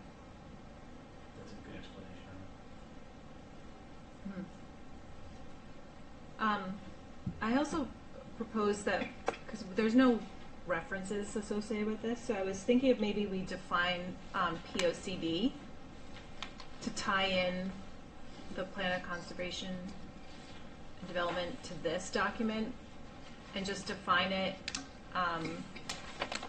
Maybe East Lyme's plan to. There was just so much effort put into that, and I feel like it's a good tie-in with our regulations. And even if we just define it to bring it to light that it exists, maybe, I don't know. There's no references anywhere in the regs to it. I know. Well, that's what I was kind of thinking, that when we talk about, we talk about a significant impact, and I'm wondering if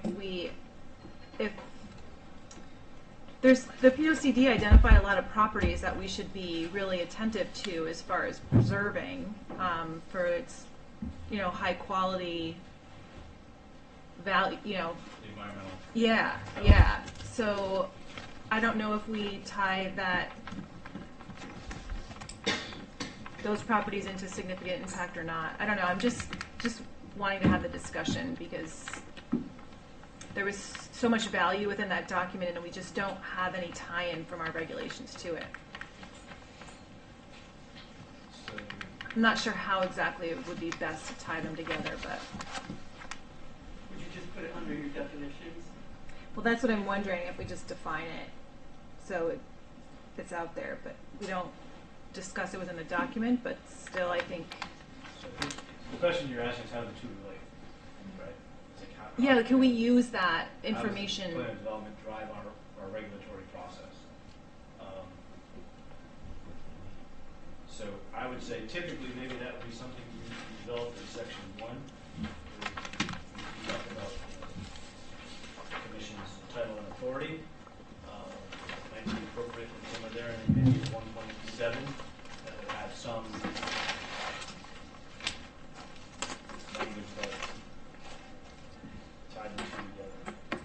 So I'd have to work on that. Yeah, and maybe I can contact Michelle and reach out to her and see if she has any suggestions, and we can maybe in the meantime just if we come up with something, send it to you. That'd be great, yeah. Okay.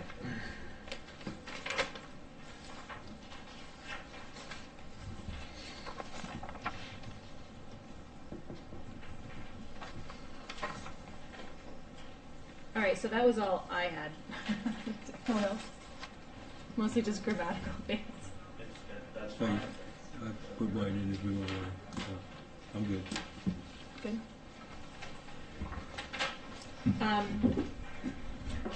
All right, so So I'll make those minor corrections, we'll add the definition, and then if you can come up with something at section 1.7, great. if not, so be it, but, okay. Maybe have some final discussion, and then you talk about going to a public hearing and scheduling this up for. Yeah, Okay, great. awesome, yes, Progress. yes. All right. Sorry, I know this is a long meeting tonight. We're gonna wrap things up quick. Chairman's report, nothing. And the wetlands aging report. I haven't much to report, but I have issued a couple of permits for the houses up on Holmes Road. They're not in, not in the report. So there's roughly three homes for which I issued permits. There was the one lot, so half of the house and everything was situated that they're not going to require permits. That said, most all that activity is well beyond 100 feet from the wetlands, so feeling pretty confident there. However, I was up there this afternoon doing an inspection, and it's going to be 46 Holmes Road. Looks like the tracking pad that they installed was kind of bleeding out some silt, and it was running down, and there's a bit of a swell that runs along the shoulder of the road into the backwater catch basin that discharges into the wetland on the other side. So I immediately reached out to the builder to notify them. I left them a voicemail, so hopefully tomorrow I can follow up and see if we can get to that and stop that siltation. Which I'm working currently with Public Works on that in terms of the driveway cut, so that we can manage that a little better.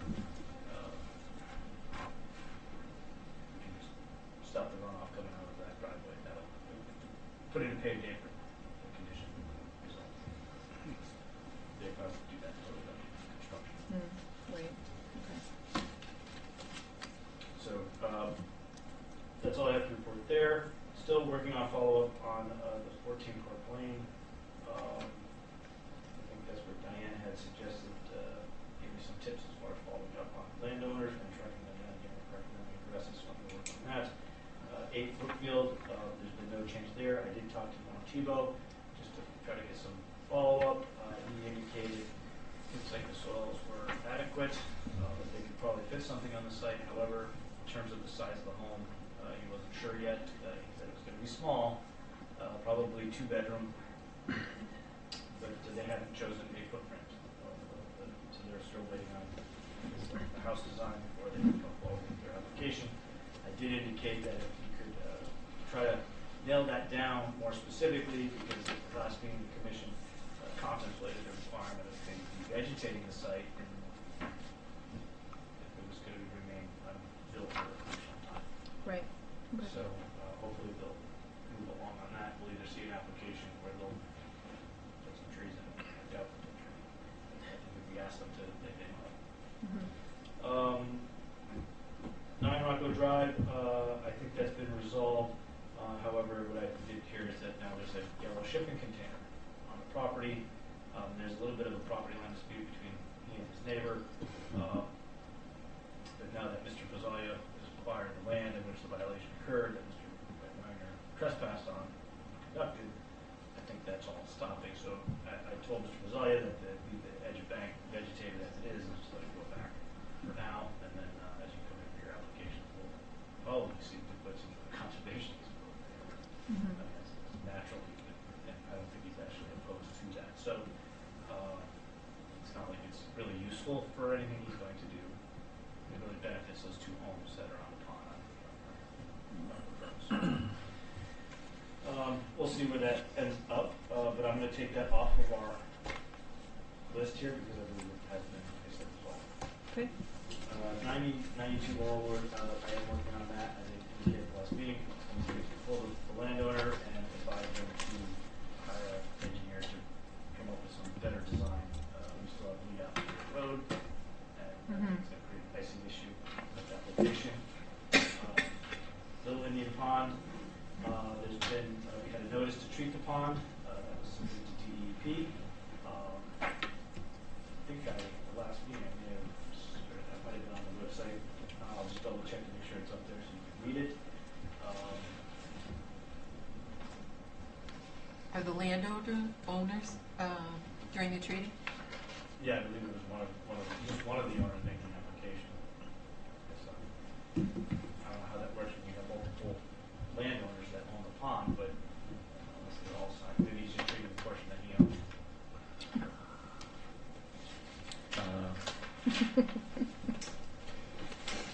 And I will just note that this Thursday is the Connecticut Association of Wetland Scientists annual meeting. I'm scheduled to go. So I think I'll know what I learned, if I learned anything. Fingers crossed. So, quick question, this Thursday is also a public hearing at the Zoning Commission on an application for 91 Boston Post Road. So it's a conceptual site plan. I have reviewed it, referred to my office for planning review. They indicated that they need an wetlands permit to conduct the activities being proposed, or for anything within 3 feet of the wetlands. And what is this? It's a housing development. 91 Boston Post Road? It's behind McDonald's. Behind what? It's behind McDonald's in Flanders, yeah. So, Yeah, it was like 20 units or something. There's actually a house back there now.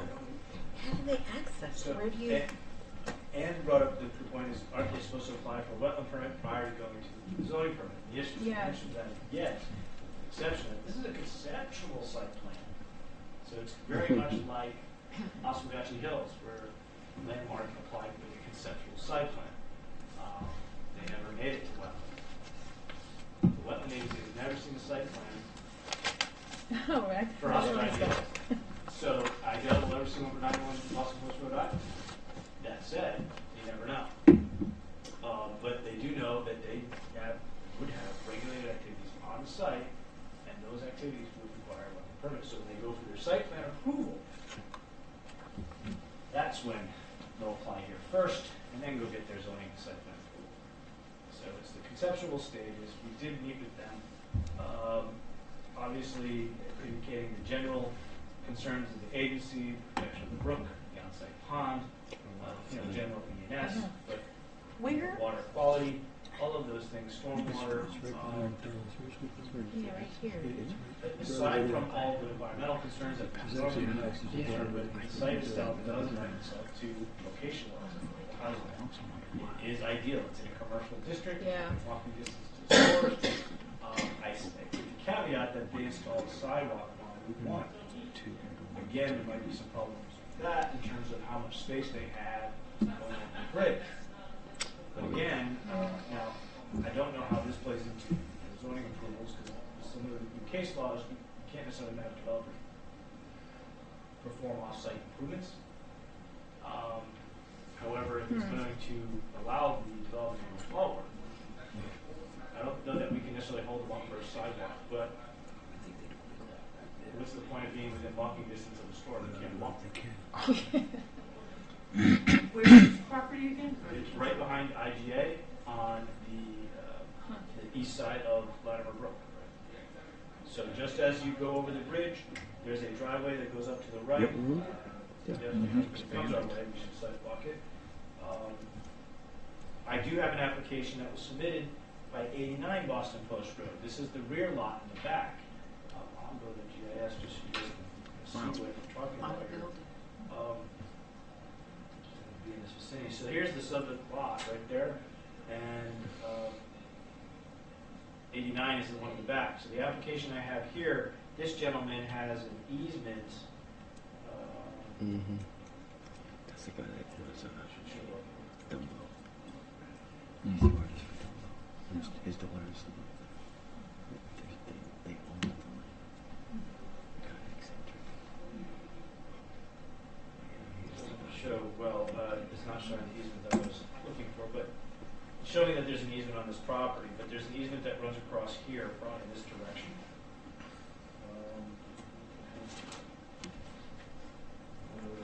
How easy? Anyway, the issue was that the owners of 91 sent me a letter, said, I'm aware that you received an application for 89. He is not, my client has not been requested an application, so you need permission. You can't make your application, you can't prove it. So we're going to go down that nasty road of, okay, how are we going to make this all work? That being said, how he builds his driveway, I've got a number of questions, because the topography here It was like was straight up. ridiculous. Yeah. It's ledge rock. Oh, really? Oh, yeah, it's big rock ledge. It's like situated, and the road is just up against it, going up. It's all dirt. If you could explain, Gary, just for my benefit, when they say conceptual, what does that mean exactly? Like, is it where they're going to put a house, or like? These are, yeah, conceptually, there's 16 units or so. Two are going to go here. You know, it's basically more of a feasibility plan. Feel saying, out. They're trying to feel it out, saying, okay, what is it going to take to build this out? So we met with them literally yesterday. Went through and told them exactly all the staff, water, sewer, the allocation, what they would need, or whether or not they could even connect for sewer. They're going to be on septic there. They have the potential for city water. Yeah, septic, city water.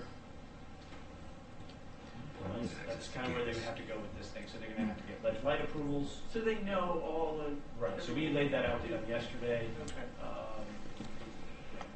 Just as we did with any other developer would do. So now they're going to go back and take that and say, okay, is it even feasible? Does this make sense to even make the application? As a conceptual, it's not costing them a whole lot. Well, a lot of the comments that we made as staff are more in depth and require more information. This is our advice to the zoning commission as they review this thing. So they'll have to take into consideration that it's a conceptual plan. That being said, I've seen where you can take a conceptual plan and leverage that as a pseudo approval. Yeah. But that's what builders do, developers do financially with their business with them. But at least that will tell them, hey, conceptually, it can move forward, and maybe it's worth it to definitely invest in doing all the studies and research. So they can't like shortcut in the wetlands? No. Even if the conceptual plan is. If the conceptual plan is approved, they still need to come to this agency And if they put a shovel in the ground, I issue a cease and desist. Okay, I just want to make sure they're not going to shoot something up. Any way to make it a contingency of whatever, of something, that darn bridge gets widened to 2 lanes in either direction? Well, that's where, you know, the recommendation is that they need a sidewalk coming from this driveway. There's the slope. You can see that steep that line. And you can see the rough top. So this easement, he wants to go to the right. There was a tunnel. It's giant road. As you know, it just keeps going up. So this definitely, I think, have to get potentially widened. It may not. There might be enough room between the guide rail, but then they have to remove some guide rail, create an opening. The question is, what DOT going to require? What are they going to want to see? The traffic report that was submitted only suggested that it's going to generate 6 vehicle trips at peak hour during the week. So it's going to be age restricted for 55 and older, so it's Age restricted affordable. correct. So like an AHAB, it's, yeah.